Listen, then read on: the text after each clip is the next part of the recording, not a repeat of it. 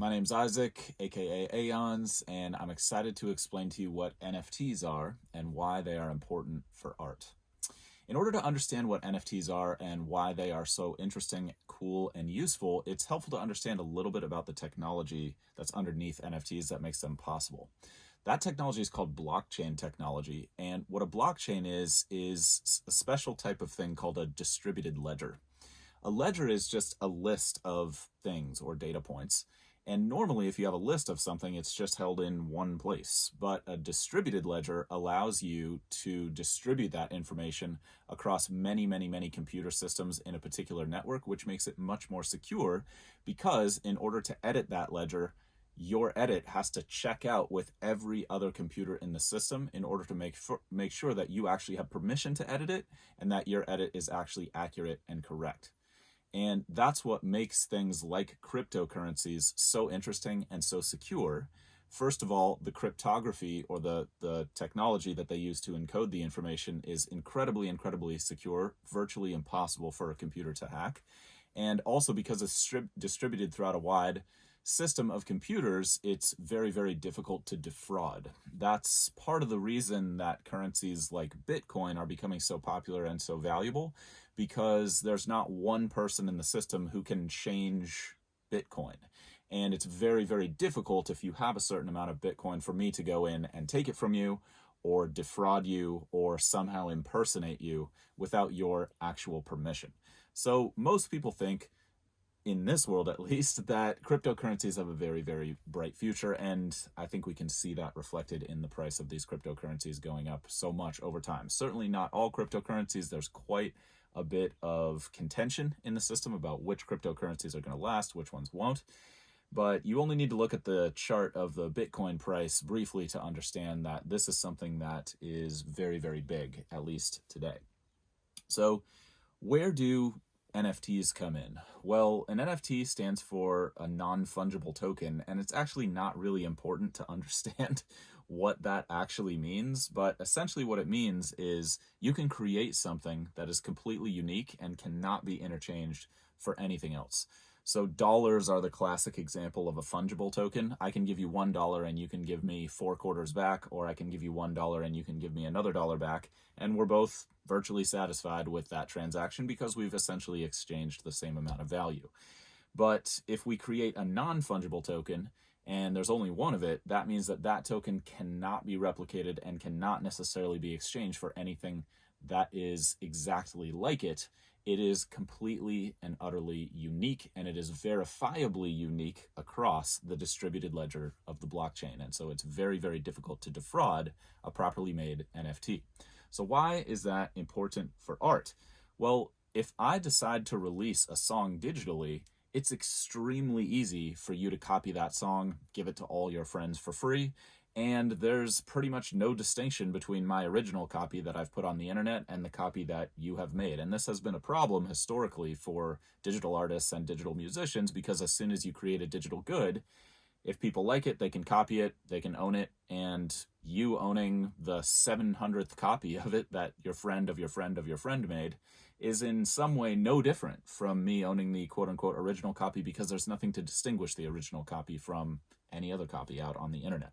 But NFTs change all that, because if I decide to choose a blockchain and say this is the only non-fungible token of this song and this file, then yes, it's still possible that everyone else in the world can listen to and enjoy the music, but only one person in that case could actually own the original master copy of it, if you will. It's very similar to buying a physical painting that an artist has made, instead of just taking a photograph of that painting and then sharing it with your friend. So the Mona Lisa would be a great example. Owning the actual Mona Lisa is unbelievably valuable, difficult to put a price on, but taking a picture of the Mona Lisa and sending it to your friend is not necessarily worthless, but it's not the same kind of value. And that's the value that NFTs bring to the market for artists and for art collectors. So it's interesting to think about this, because one thing that can create value is scarcity. If there's not very much of something, but that thing is very cool, that in itself can make that thing extremely valuable. So I was watching a podcast about cryptocurrencies earlier today, and the speaker used the example of oxygen as something that has an incredibly abundant supply. And so there's not necessarily a need to charge money for oxygen, even though it's absolutely critical to people's health. On the opposite side of that spectrum would be maybe like a bespoke, custom-made handbag that's $500,000, and nobody needs that handbag the way they need oxygen, yet that handbag is way, way, way, way, way more expensive than oxygen because there's only one. It's completely one of a kind, and it's very sought after by a certain community of people in the know. And this is typically how art has been valued over the years. So this is just a way to digitize that valuation process. So this is kind of cool, actually, because many digital artists are able to subsist and be paid and be recognized in a way that really wasn't previously possible on both sides of the equation. Because as a collector, if you're buying something that anyone can own, it's not necessarily as valuable psychologically to you as if you have the only copy of something and you can still share it with people, but you retain ownership at the end of the day. So a couple of interesting examples of this recently are an artist named Beeple, who is a digital visual artist who has a really interesting approach. He makes a new digital piece every single day, and he has a very, very eccentric and interesting style. It's quite humorous at times, it's quite serious at other times. And his collection of 5,000 pieces that he made every day for 5,000 straight days just sold for around $69 million, I think, earlier last year. And it was a one-of-one NFT of this collection of 5,000 images. So if you think about that, the fact that these images were virtually valueless, except in terms of the experience that they could provide to people looking at them, going from that, and any of them could be digitally copied and replicated and stored anywhere, to all of a sudden having unbelievable value in the marketplace as an NFT, starts to help you hopefully understand why NFTs are so important. Another couple examples are a project called CryptoPunks, which was on a blockchain called Ethereum, which is different from the Bitcoin blockchain. And some of those, that was a series of, I think, 10,000 different pictures or something like that, like a wide variety of images, but some of them are very rare, and some of them share a lot of different traits in common. And what they did is they took these simple images of people's faces, different hairstyles, different glasses, different jewelry and adornments and stuff, and they randomized which picture got which trait, which is kind of fun. And so you wound up with some of these CryptoPunks that were very, very rare and some that were very, very common. And some of those are selling for multiple millions of dollars on the open marketplace right now. And you have photographers and you have people who have photographed famous people able to sell a digital copy of their original work for hundreds of thousands of dollars in many, many cases. And so this is an industry that's really been booming recently as cryptocurrencies have gotten more popular and become more accepted and also more valuable. And also that since the technology has gotten easier to implement on both sides of the equations, as an artist, it's easier to create NFTs than it's ever been. And as a purchaser, it's easier to purchase them. But there's still a lot of friction in the marketplace, and this technology is still very, very new. But those are some examples of how NFTs are, in many ways, changing the landscape of artistry and professional art as we know it. Now, some of the cool things about NFTs is they're much easier to transfer than a physical good. So, for example, if I live in the United States and you live in Europe and you want to buy an original one-of-one piece from me, that's virtually instantaneous as a transaction. You can own it moments after you actually make the purchase. Whereas if you were going to buy a painting from my friend Sean Vallis and he had to ship it to you, that would be a much more involved process. So some of this starts to decrease the difficulty and the friction on both sides of the equation. And again, the technology still has some room to grow, but the market has shown that it is very, very willing to pay for non-fungible tokens of artwork, which is, I think, pretty cool. So owning NFTs and displaying them starts to get into things like social proof and status and conspicuous consumption, which is, none of those are new concepts, but this is just the digitized version of that. And I think as the technology develops, we'll start to see tokenizing more and more physical goods. So if you buy a very nice watch, then you'll also own the digital token that proves that you are the original owner of the watch. And when you sell that watch, you might even be able to get a percentage of every secondary sale after the fact. So that gets into the utility that tokens allow, non-fungible tokens allow artists to build in. So for example, if you bought an NFT from me and then you sold it to someone else, I would receive 10% of the proceeds on that sale, depending on which platform you use and the different transaction fees, etc. And I'll get 10% of every single sale every time that work is sold till basically the end of time or the end of that technology, which starts to create a lot of different revenue models for digital artists, and also I think is hopefully a synergistic effect of collectors as well, feeling like they can support artists whom they love and whom they believe in. So if you're interested in exploring NFTs a little bit and you just want to get your feet wet but you're not ready to take the whole deep dive into them, I would recommend checking out a couple sites. One of them is called Super Rare. If you just Google Super Rare, you'll find some Ethereum artworks on there, and Super Rare is interesting because they only sell one of one items.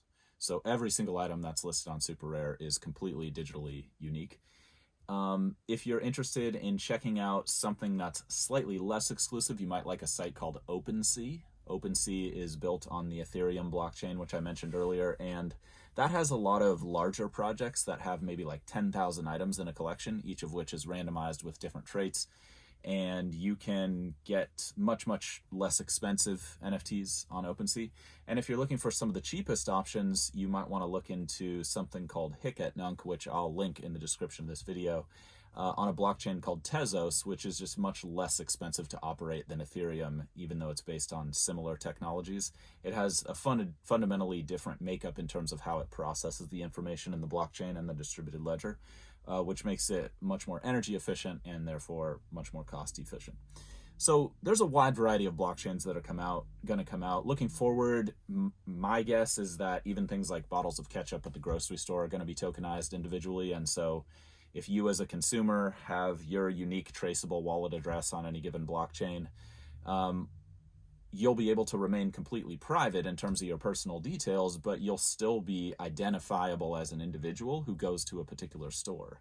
And so if you buy a bottle of ketchup that turns out to be defective, the manufacturer will be able to trace who shipped it to the store, how it was handled once it was in the store, who purchased it, in what geographic region it was bottled originally. And it allows us, as the technology of tracking these things becomes cheaper, to just keep track of individual items much more easily than we're currently capable of doing. But that's going well beyond the discussion of why it matters in art. Now, in terms of the utility that NFTs can carry, sometimes they carry royalties that you can get as an owner from future sales, just like a creator can get royalties from future sales. Sometimes they're kind of like membership cards into a certain group or community where you get discounts on things, or you get special offers offered only to you, or maybe you even get profit sharing in the business, almost like a stock or a security, something like that. And those ideas are still being developed in the marketplace and are relatively new. But for example, some of the NFTs that I offer on the marketplace carry 10 or 20% of all future profits from that song, because I like to reward people who pay and invest in me.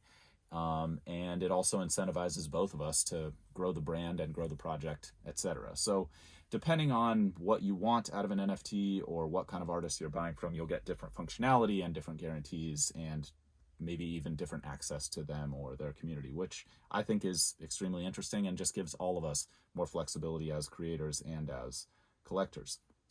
So if you have any questions about this stuff, feel free to direct message me or reach out anytime. I'll put my contact information on or around this video somehow. And if you're interested in any of the NFTs that I offer, then I'll put links to those either where you found this video or in the description of the video as well. And feel free to reach out to me if you have questions about those as well. Otherwise, I hope this video was interesting, entertaining, educational.